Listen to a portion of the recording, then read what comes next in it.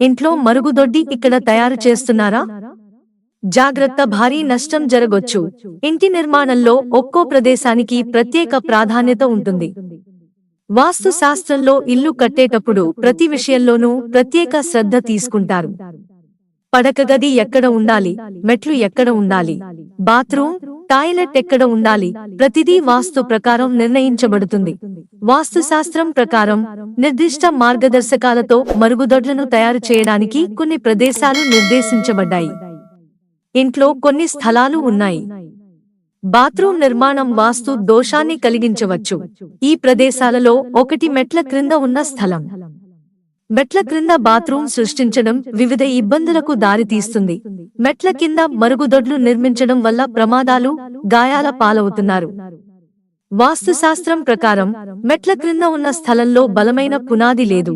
దీని కారణంగా ప్రమాదాలు పెరిగే అవకాశాలు ఉన్నాయి. అంతేకాకుండా మెట్ల కింద నిర్మించిన మరుగుదొడ్డి ఇంటి యజమాని ఆరోగ్యంపై ప్రభావం చూపుతుంది. వాస్తు శాస్త్రం ప్రకారం మెట్ల క్రింద ఉన్న స్థలం ప్రతికూల శక్తికి కేంద్రంగా పరిగణించబడుతుంది.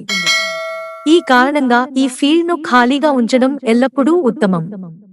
ఈ స్థలాన్ని ఉపయోగించడం వల్ల ఇంట్లోకి నెగటివ్ ఎనర్జీ వస్తుంది.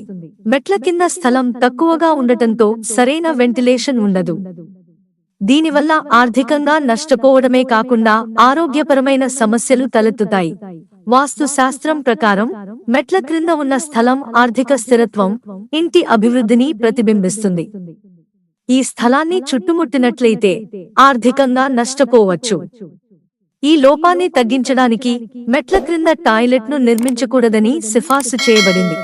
వాస్తు శాస్త్రం ప్రకారం మెట్ల కింద టాయిలెట్ కట్టుకోవడం వల్ల ఇంట్లో నెగటివ్ ఎనర్జీ పెరుగుతుంది.